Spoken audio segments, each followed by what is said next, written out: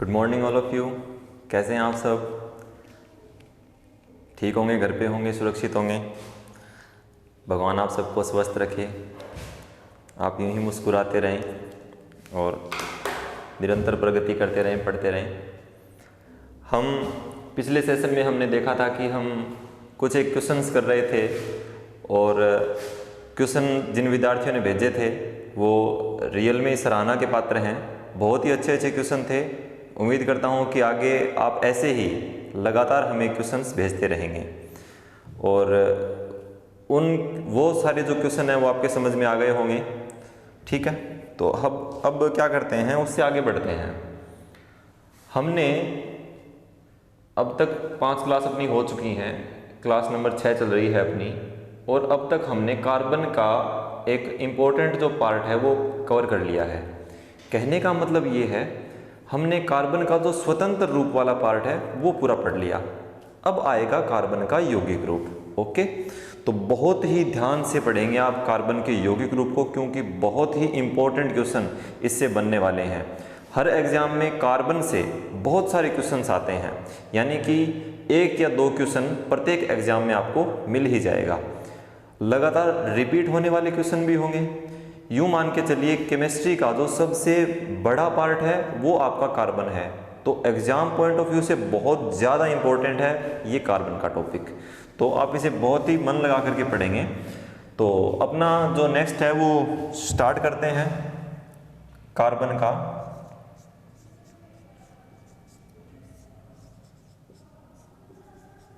यौगिक रूप।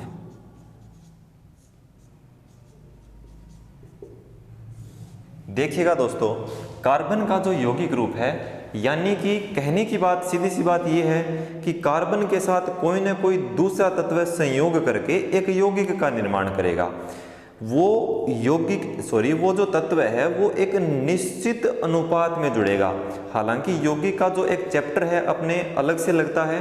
परमाणु संरचना के बाद में मैं आपको यौगिक के बारे में बहुत सारे एग्जाम्पल्स दूंगा। वहाँ पर हम इनका अणुभार निकालेंगे, इनका अनुपात निकालना सीखेंगे। लेकिन एक बार हम कार्बन के यौगिक रूप में कोई 2-3 एक उदाहरण हम इसके देख लेते हैं। बाकी आगे इसके बारे में हम और चर्चा करेंगे, विस्तृत चर्चा होगी अपनी यौगिक के बारे में। तो अब हम क्या करते हैं, कार्बन के यौगिक रूप से रिलेटेड हमारे पास कुछ एक एग्जाम्पल्स हैं। अब हम सिर्फ और सिर्फ उन एग्जाम्पल्स की बात करेंगे। ओके, तो इसमें मैं आपको सबसे पहले जो एग्जाम्पल देने जा रहा हूँ, यहाँ तक है, नंबर 1 CO2। ध्यान रखिएगा, ये जो C है ये हमेशा कैपिटल लिखा जाएगा, ये O भी हमेशा कैपिटल लिखा जाएगा और ये 2O के पैर में आएगा।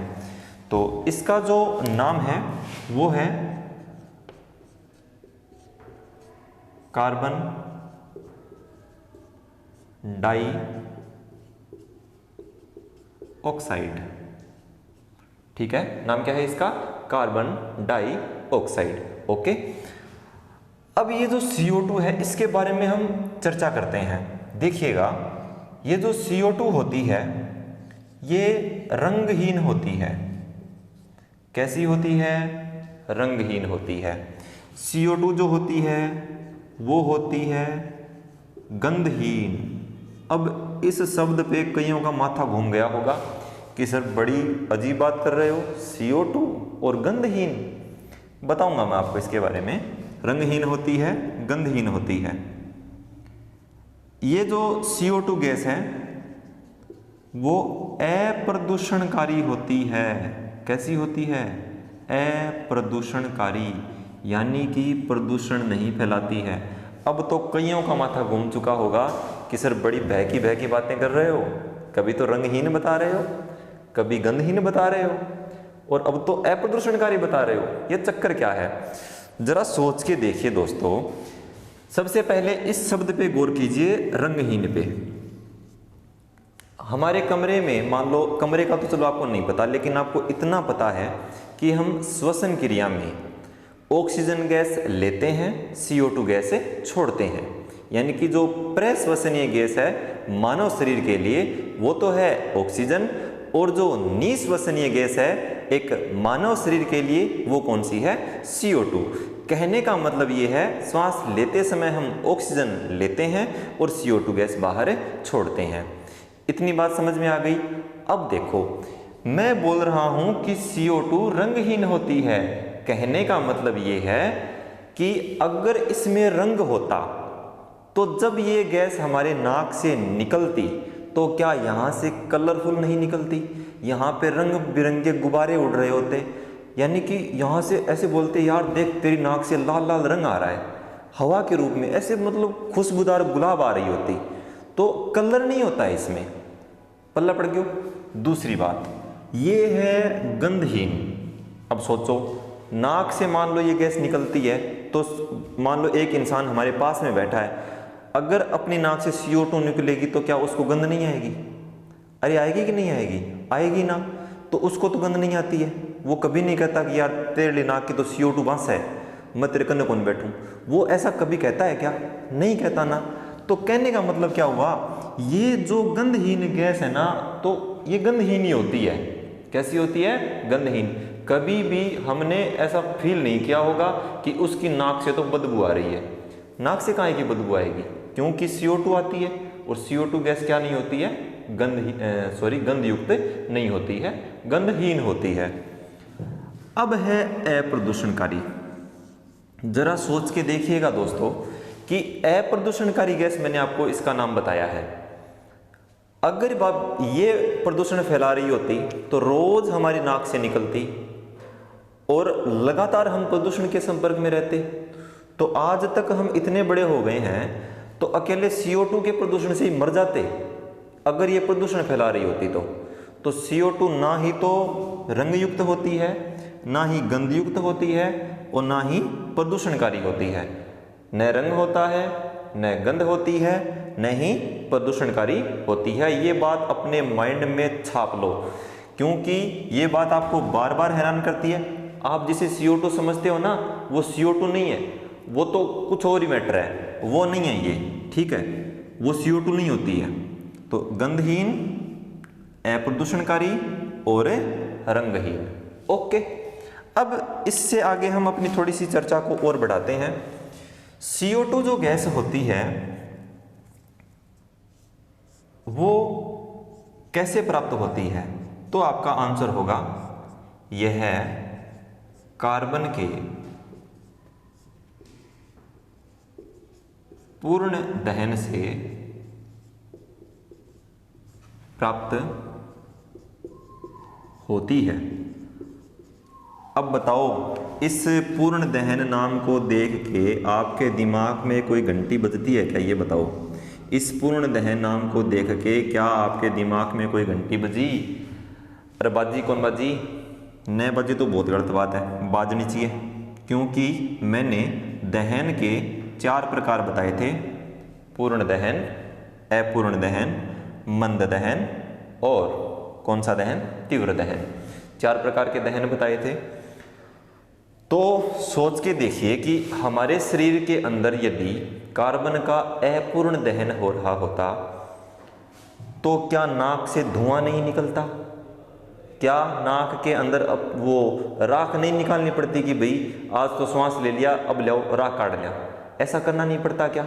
करना पड़ता, लेकिन ऐसा अब नहीं करना पड़ता है। भगवान ने सिस्टम बना के भेजा है क्या कि तेरे शरीर में बेटा कार्बन का पूर्ण दहन होगा, और कार्बन का पूर्ण दहन होगा तो कोई धुआं नहीं निकलेगा। क्यों नहीं निकलेगा? क्योंकि क्या होगा? पूर्ण दहन होगा। गौर करना इस बात पे।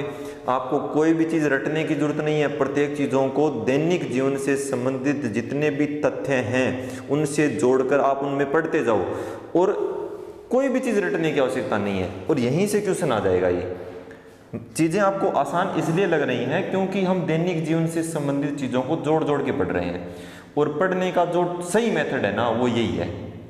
इससे अच्छा मेथड कोई नहीं हो सकता। आपके चारों ओर का जो एनवायरनमेंट है वही तो साइंस है, और साइंस को अगर आपको समझना है तो आपको क्या करना पड़ेगा? आपको बस अपने चारों तरफ जितनी भी घटनाएं होती हैं आप उनके ऊपर गौर करते जाइए। कोई सिस्टम, कोई इसमें कोई ज़्यादा नहीं है। ओके, अगला, ये बात हो गई कार्बन के पूर्ण दहन से प्राप्त होती है। कौन? CO2। अब देखो, CO2 जो होती है, यहाँ पर हमने एक नाम लिखा है अप्रदूषणकारी। तो यदि ये प्रदूषण नहीं फैलाती है तो ये करती क्या है? तो मेरा आंसर होगा ये सिर्फ और सिर्फ तापमान में वृद्धि करती है। क्या करती है? तापमान में वृद्धि करती है। और तापमान में वृद्धि करने के कारण ही जो ग्रीन हाउस इफेक्ट है, यानी हरित गृह प्रभाव, ये जो प्राणी आपको दिखाई दे रहा है हरित गृह प्रभाव नाम करके, इसकी मुख्य गैस के रूप में प्रयुक्त होती है। किसके रूप में प्रयुक्त होती है? हरित गृह प्रभाव की मुख्य गैस के रूप में प्रयुक्त होती है। कौन सी गैस है? CO2। यहाँ पे इस तथ्य पे गौर करना, तापमान में वृद्धि करती है। मैं आपको एक एग्जाम्पल दूंगा, दैनिक जीवन से संबंधित है, हमसे संबंधित है, और आपको ये पूरा समझ में आएगा कि ये तापमान में वृद्धि कैसे करती है। सर्दियों का टाइम आता है। सर्दियों के समय में हम क्या करते हैं? रात में रजाई ओढ़ के आराम से चारों तरफ से, मतलब एक कोना भी नहीं बचता है, इतनी सी जगह हवा का प्रवेश न करे, ऐसे चारों तरफ से दाब के सोते हैं। सोते हैं कि नहीं सोते हैं? सारे सोते हैं। मैं कोई एक अनोखा प्राणी तो हूँ नहीं कि मैं ही सोता हूँ, सारे सोते हैं।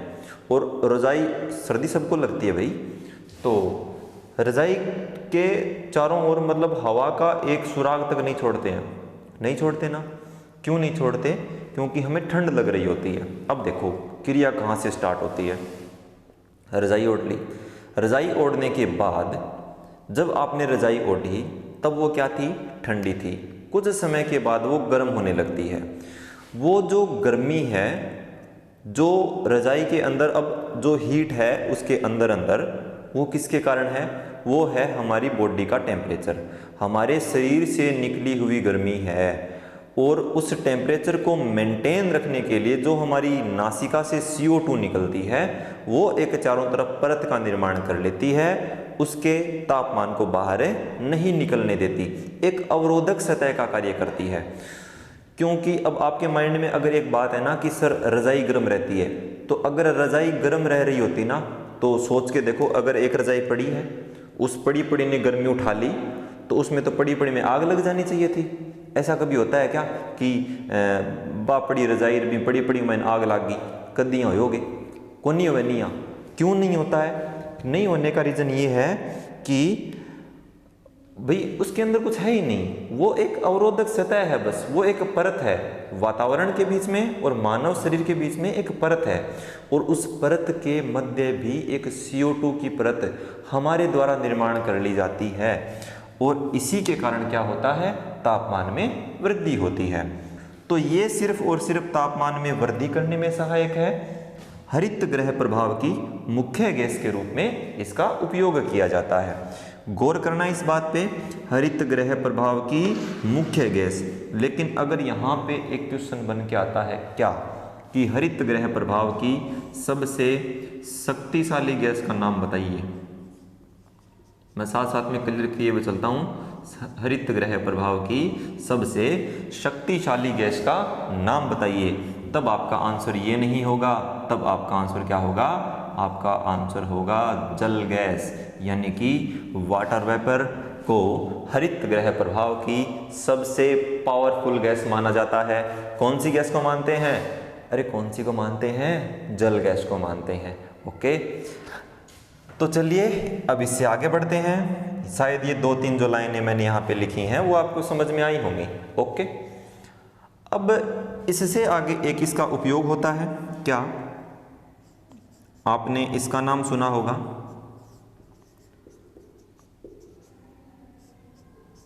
अग्निशमन यंत्र।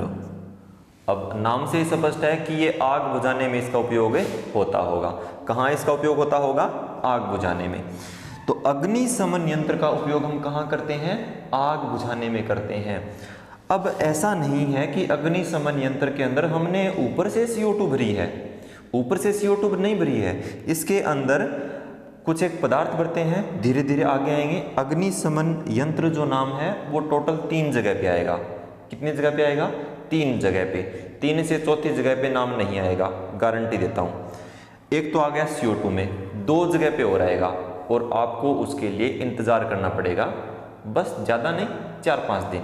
4-5 दिन के अंदर अंदर ये दोबारा नाम आएगा आपके सामने। और तब मैं उम्मीद करूँगा कि जब आप ये क्लास देखो तब आपको पता होना चाहिए कि अग्निशमन यंत्र नाम पहले कब आया था।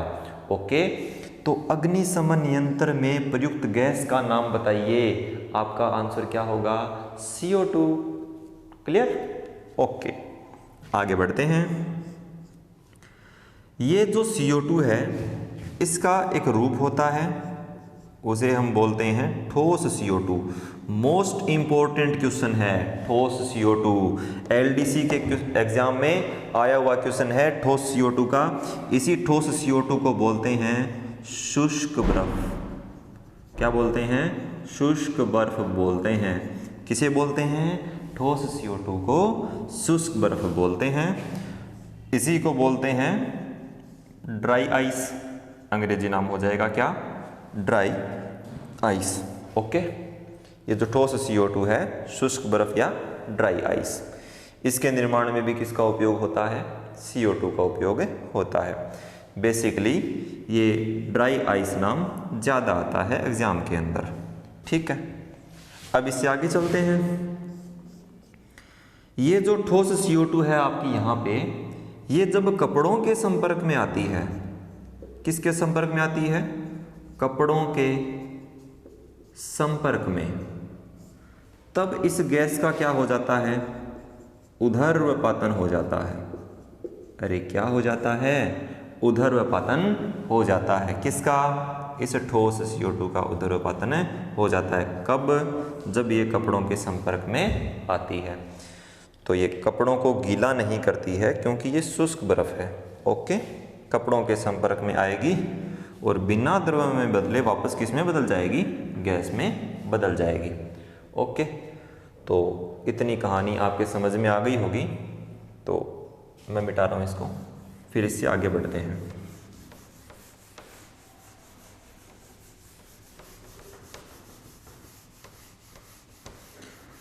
साथ साथ में आप नोट्स बनाते जाएंगे और उसी नोट्स को आप क्लास जैसी कंप्लीट हो वैसे ही आप उनको रिपीट भी करेंगे। आपको जैसे ही टाइम मिले उसी टाइम के हिसाब से अपना एक रेगुलर टाइम टेबल सेट कर लीजिए और उसके अकॉर्डिंग आप तैयारी करते जाइए।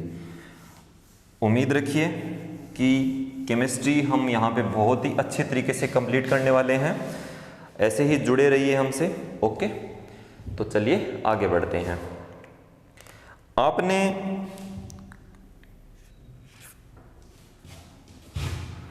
ये सुना होगा,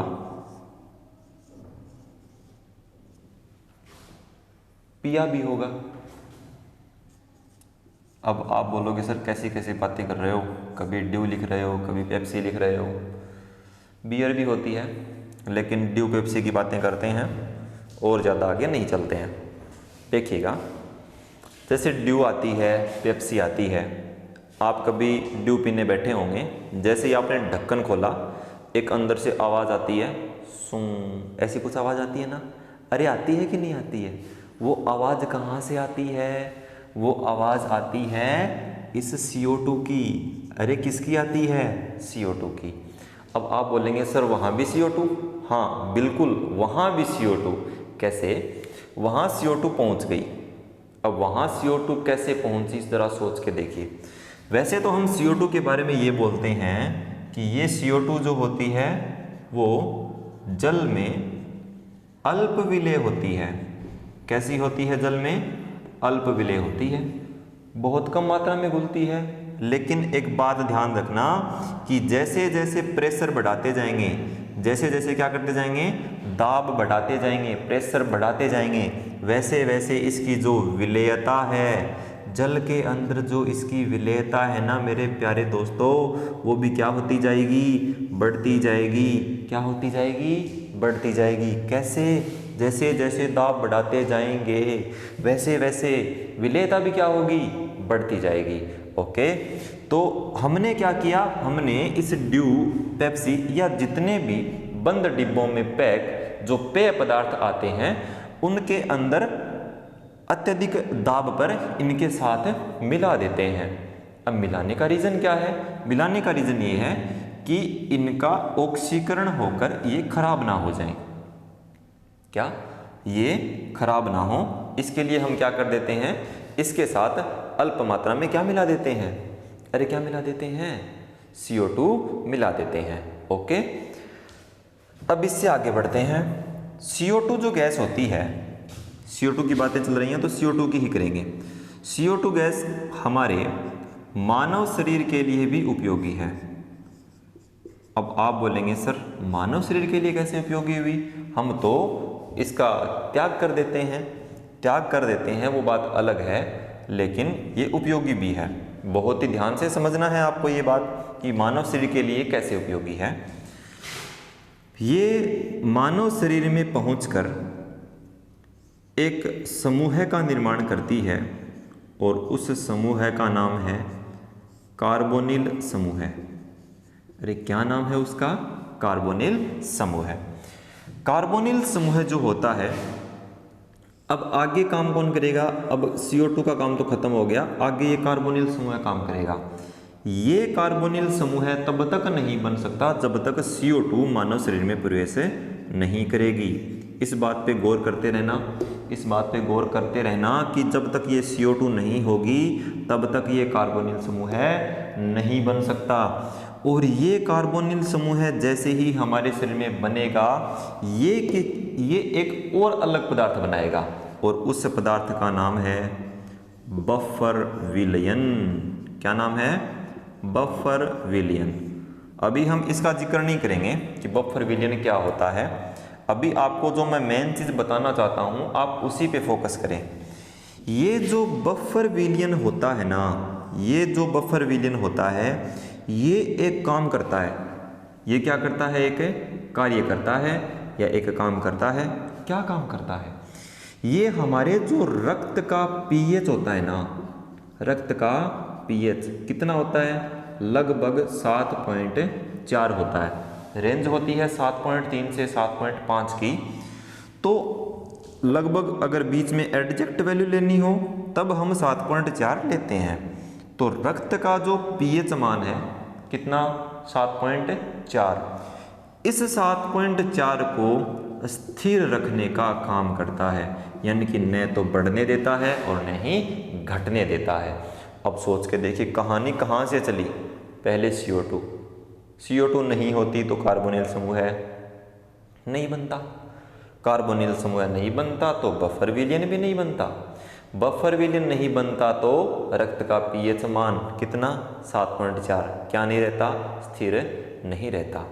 तो इस बात को बहुत ही ध्यान से पढ़ना है, बहुत ही अच्छे तरीके से समझ के रखना है कि रक्त के pH मान को स्थिर रखने के लिए अब इनमें से कौन सा भी आ सकता है। बफर विलयन उत्तरदायी है, ठीक है। तो वो ऑप्शन के हिसाब से आप सेट कर लेना कि ऑप्शन में कौन सा दिया गया है, ठीक है। तो ये बात कंप्लीट हुई और इधर विलेयता वाली बात भी कंप्लीट हो गई। इससे आगे चलते हैं, इसके कोई एक दो उपयोग हम और देखते हैं। CO2 जो होती है आपको पता ही है ये तो वैसे तो कि सर पेड़ पौधे जो होते हैं वो प्रकाश संश्लेषण की क्रिया के दौरान CO2 गैस काम में लेते हैं। कौन सी गैस काम में लेते हैं? CO2 गैस काम में लेते हैं। लेकिन दो नाम आते हैं, वो नाम आपको यहाँ पे बताना चाहता हूँ कि क्वेश्चन की जो लैंग्वेज है ना वो आजकल थोड़ी घूम के आती है कि हिंदी वर्ड ज़्यादा यूज होते हैं। वैसे तो आपको इंग्लिश काम में लेनी चाहिए, अच्छी बात है, लेकिन हमें हिंदी को भी साथ में लेकर के चलना है। हिंदी हमारी मातृभाषा है, हम हिंदी का विरोध नहीं कर सकते। और हिंदी तो ये मान के चलो कि हमारे रग रग में बसी होनी चाहिए, और हिंदी बसी होनी चाहिए, लेकिन आपको मारवाड़ी भी भूलनी नहीं है क्योंकि मारवाड़ी तो इमोशन है अपना, ठीक है। तो पेड़ पौधे और ये क्या है? CO2। बात करते हैं क्वेश्चन कैसे घूम के आएगा, उस लैंग्वेज की बात चल रही थी। पेड़ और जो पौधे होते हैं वो, अब देखो गौर करना इस नाम पे, प्रश्वसनीय।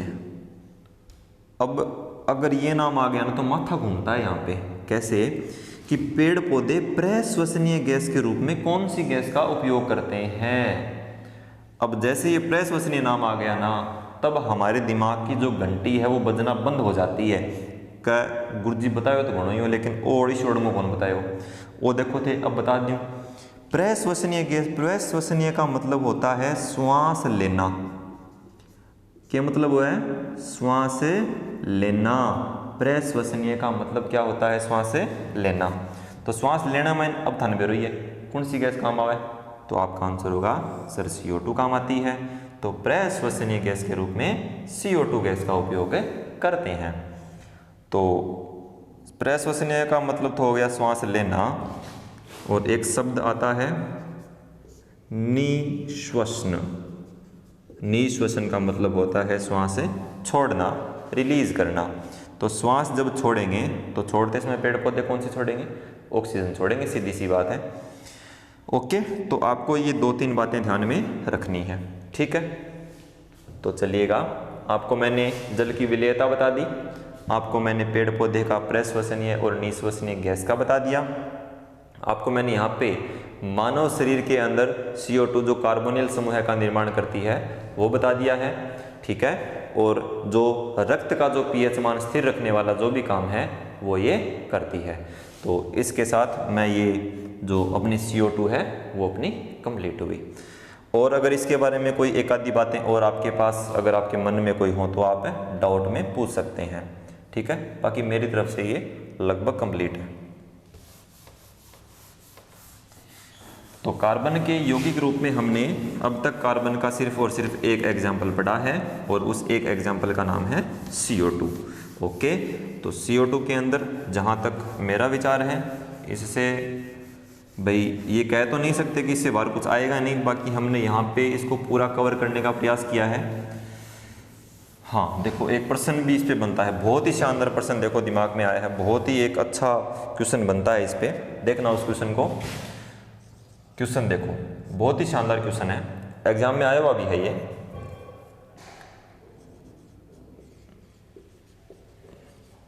कौन सी गैस को चूने के पानी में प्रवाहित करने पर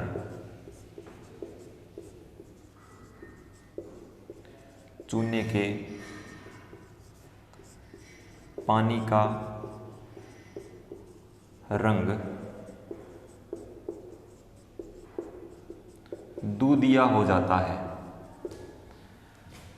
आपको एक ऐसी गैस प्रवाहित करनी है चूने के पानी में ताकि चूने के पानी का रंग कैसा हो जाए? दूधिया हो जाए। तो याद रखना है, मोस्ट इंपॉर्टेंट क्वेश्चन है, इसको वेरी वेरी मोस्ट इंपॉर्टेंट लगा लेना। अपने अपने तरीके होते हैं लगाने के। मोस्ट इंपॉर्टेंट CO2 गैस कौन सी होती है? CO2। बहुत ही ध्यान लगा करके इस क्वेश्चन को समझना है, कौन सी गैस होती है? CO2। वैसे आगे अपना एक टॉपिक आएगा कार्बन के बाद, दैनिक जीवन में रसायन, तो वहाँ पे हमारे पास 2-3 यौगिक आएंगे, जैसे एक चूना आएगा, एक बुझा हुआ चूना आएगा। वहाँ पर मैं आपको इसके बारे में थोड़ा और विस्तृत जानकारी वहाँ पे दूंगा, ठीक है। अभी आप इतना याद रखो कि चूने के पानी में प्रवाहित करने पर चूने के पानी का रंग कैसा हो जाता है? दूधिया हो जाता है। कौन सी गैस के कारण हो जाता है? CO2। ओके, इसके बाद एक क्वेश्चन इस पे और भी बना सकते हो आप। कौन सा? तो आपके जीभ में पानी ना आए, थोड़ा ध्यान रखना। लॉकडाउन लगा हुआ है और अभी तक ये चीज़ मिल नहीं रही है, छोला भटूरा। ओके, छोला भटूरा। क्यों आ गया मुंह में पानी?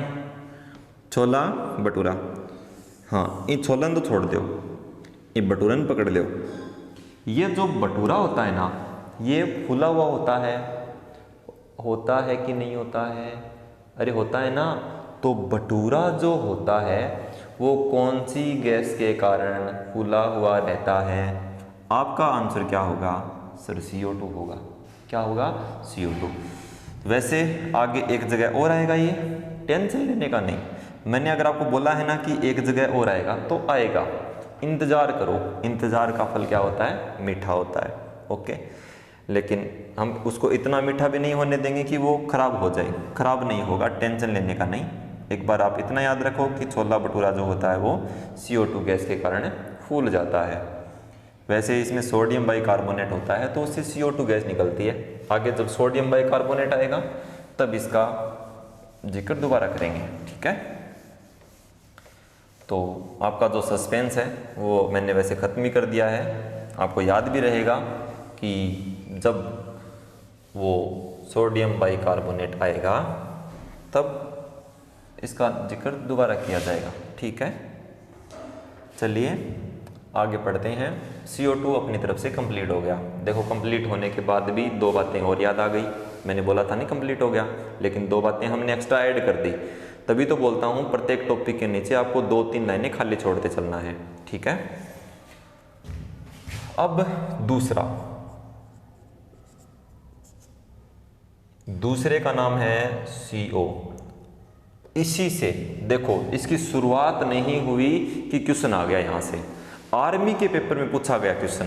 क्या क्वेश्चन पूछा गया था कि कार्बन मोनोऑक्साइड का सूत्र बताओ। क्या बताओ? कार्बन मोनोऑक्साइड का सूत्र बताओ। अब यहां पर भी कंफ्यूज हो गई थी, यहां पर भी हम कंफ्यूज हो गए थे। कैसे? क्योंकि अगले ने ऑप्शन बड़े ही शानदार दिए थे। पहला ऑप्शन सुनना गौर से, CO। अब मैं क्रम तो मेरे याद नहीं है कि कौन सा क्रम था, लेकिन मैं आपको ऑप्शन दे रहा हूं। दूसरा CO, तीसरा CO2 और चौथा ऑप्शन मैं मेरे तरफ से बना के दे रहा हूं CMO। अब देखो क्या करते हैं, हमारा माइंड कैसे काम करता है कि कार्बन मोनोऑक्साइड का फॉर्मूला बताओ। अब जिनको पता नहीं होता तो तुक्का तो लगाना ही है। तो तुक्का लगाने के लिए माइंड में एक बात चलती है कि तीनों ऑप्शन तो नहीं हो सकते। सेट करके देखेंगे पहले तो कि कार्बन मोनोऑक्साइड कहाँ बन रहा है। यहाँ आएंगे C4 carbon, M4 mono, O4 oxide. किन्नी बूझने की जरूरत को नहीं, वही है। और ऑप्शन नंबर 4 ने यहाँ जबरदस्त तरीकों में कालो करके आऊँगा वो आप गलत नहीं हो जा। अरे गलत तो तय कर दियो पहली पोत है। तो ये ऑप्शन नहीं है, गौर करना इस बात पे, क्योंकि मैंने आपको वैसे तो बता दिया है कि कार्बन मोनोऑक्साइड क्या होती है। कंफ्यूज हम कहाँ होंगे मैं आपको वो बताना चाहता हूँ। देखना यहाँ पे मैंने ये O कैपिटल लिखा है और यहाँ पे मैंने ये O स्मॉल लिखा है। और कभी भी यौगिक के अंदर तत्वों के जो सिंबल है ना वो कभी भी स्मॉल लेटर में नहीं आते हैं। ये C भी कैपिटल लेटर में है, ये O भी कैपिटल लेटर में है। लेकिन यहाँ पे देखो ये C तो बड़ा है लेकिन ये O क्या है? छोटा है। इस O के छोटे होने का मतलब ये है कि ये अब प्रतीक चिन्ह बन गया किसका? कोबाल्ट का। अरे किसका बन गया? कोबाल्ट का बन गया। ये क्या बन गया अब? कोबाल्ट। कौन? ये CO। और ये C अगर बड़ा है, ये O अगर बड़ा है तो क्या बनेगा? ये कार्बन मोनोऑक्साइड बनेगा। तो इसी से क्वेश्चन आ सकता है। तो देख लो आपकी क्वेश्चंस की जो आने की शुरुआत है ना वो हो चुकी है। कार्बन मोनोऑक्साइड,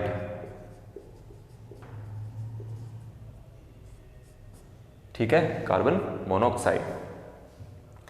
गौर करना, हमने अब तक कार्बन के यौगिक रूप में CO2 पढ़ा है और दूसरा चल रहा है अपना CO यानी कि कार्बन मोनोऑक्साइड। तो बहुत ही ध्यान लगा कर आपको पढ़ना है। मैं आपको अपने पूरे नोट्स आप देख लेना, आपको एक भी लाइन ऐसी नहीं मिलेगी जिससे क्वेश्चन नहीं बने। और अगर आपके नोट्स के अंदर एक भी ऐसी लाइन मिल जाए तो आप यहाँ पर आ जाना मेरे पास लेकर के, और भाई आगे जबकि होगी बात देखी जाएगी, लेकिन मिलेगी नहीं। CO प्रत्येक लाइन से कुछ ना कुछ क्वेश्चन बन के आएंगे, देखना आप गौर करना है इस बात पे। CO carbon monoxide. अब देखो इसके उपयोग देखो। CO जो होती है वही बात रंगहीन होती है। कैसी होती है? रंगहीन होती है। मेन जो बात आपको इसमें ध्यान रखने योग्य जो बात है वो ये है कि ये गैस होती है भैया जहरीली। कैसी होती है? जहरीली होती है। ये बात इसमें आपको ध्यान रखनी है। कैसी होती है CO गैस? जहरीली होती है। जहरीली होती है। इसका मैं आपको अब एग्जांपल देता हूँ। आपने न्यूज़पेपर में सर्दी के टाइम आप खूब पढ़ते होंगे कि एक आदमी रात्रि को सोया था, कमरे में उसको ठंड लगी, उसने अंगीठी जला ली, अंगीठी जला करके सोया, जब उसको सुबह संभाला तो राम नाम सत्य है। तो कारण क्या रहा इसके पीछे? तो अध्ययन करने पे ये हमें पता लगा कि जो वो आदमी था जो अंगीठी जला करके सोया था, क्या जला करके सोया था? अंगीठी जला करके जो सोया था, वो कमरे के अंदर CO कार्बन मोनोऑक्साइड की अधिकता होने के कारण, किसकी? कार्बन मोनोऑक्साइड की अधिकता होने के कारण और लगातार कार्बन मोनोऑक्साइड के संपर्क में रहने के कारण उस व्यक्ति की क्या हो गई? मृत्यु हो गई। तो देखिएगा, अब आप बोलेंगे सर ये अंदर पहुंची कैसे? हम श्वास के रूप में तो ऑक्सीजन लेते हैं, क्या लेते हैं? ऑक्सीजन लेते हैं, ये CO कहाँ से चली गई? तो मैं आपको एक बात बता दूं कि अगर हीमोग्लोबिन जो है वो जब O2 के साथ संयोग करता है तो बनता है ऑक्सी हीमोग्लोबिन। अब इस O2 की जितनी क्षमता होती है इस Hb के साथ घुलने की, मान लेते हैं कि इसकी 1 गुना है, ठीक है? कितना गुना है? 1 गुना। तो इस CO की जो क्षमता होती है वो होती है भैया जी 200 गुना। कितनी होती है? 200 गुना। O2 की तुलना में 200 गुना अधिक क्षमता होती है कार्बन मोनोऑक्साइड की रक्त के साथ मिलने की, और इसका प्रभुत्व हो जाता है रक्त के ऊपर और इंसान की क्या हो जाती है? मृत्यु हो जाती है। हमें कोई इसके बारे में विस्तृत अध्ययन नहीं करना है, हमें बस अपना क्वेश्चन सही करना है। और क्वेश्चन सही करने का मतलब ये है कि भैया रात को आपको अंगीठी जला करके नहीं सोनी है, अंगीठी जला करके सोओगे तो कार्बन मोनोऑक्साइड की चपेट में आओगे, और कार्बन मोनोऑक्साइड की चपेट में आओगे तो ये 200 गुना ज़्यादा क्षमता के साथ आपके हीमोग्लोबिन के साथ घुल जाएगी और इंसान की क्या हो जाएगी? मृत्यु हो जाएगी। ओके, क्योंकि ऑक्सीजन का लेवल घट जाता है, कार्बन मोनोऑक्साइड की मात्रा बढ़ जाती है, और ये गैस कैसी होती है? पहले से जहरीली होती है। ठीक है, चलिए आगे चलते हैं। आपने ईंधन देखे होंगे, पेट्रोल, डीजल वगैरह वगैरह बहुत सारे आते हैं। ईंधन के जलने पर, यानी कि पेट्रोल मान लेते हैं एज एग्जाम्पल, आप पेट्रोल ले लो। पेट्रोल के जलने पर कार्बन मोनोऑक्साइड गैस बनती है। क्या बनती है? कार्बन मोनोऑक्साइड गैस बनती है। वैसे पेट्रोल, ये जो केमिकल्स आते हैं ये एरोमेटिकता के अंतर्गत आते हैं, और ये एरोमेटिक होने के कारण जब आँखों में जो जलन का कारण होता है वो उनका एरोमेटिक होना ही होता है। तो जो हमारी आँखों में जलन वगैरह होती है वो होने का कारण भी क्या है कि पेट्रोल जल रहे हैं, वो एरोमेटिक पदार्थ हैं। ठीक है, तो ये आपका कार्बन मोनोऑक्साइड। तो देखिएगा, हमने आज 2 पढ़े हैं, एक पढ़े हैं कार्बन, एक पढ़ा है कार्बन डाइऑक्साइड, एक पढ़ा है कार्बन मोनोऑक्साइड, और दोनों के अंदर ही बहुत ही अच्छे अच्छे क्वेश्चंस बनते हैं। ठीक है, तो आज की क्लास में हम इतना ही पढ़ेंगे, और इसके जो यौगिक रूप है उसमें 1-2 एग्जाम्पल और भी बाकी हैं, आगे धीरे धीरे आते जाएंगे। कार्बन का टॉपिक खूब बड़ा पड़ा है। अभी हाइड्रोकार्बन्स पढ़ने बाकी पड़े हैं, एल्केन, एल्कीन, एल्काइन श्रेणियाँ पढ़नी बाकी हैं, उनके बारे में भी हम विस्तृत चर्चा करेंगे। ठीक है, और आज के लिए इतना ही। ठीक है भाई, टेक केयर, ध्यान रखेंगे अपना। नेक्स्ट क्लास में मिलते हैं। Okay, bye bye.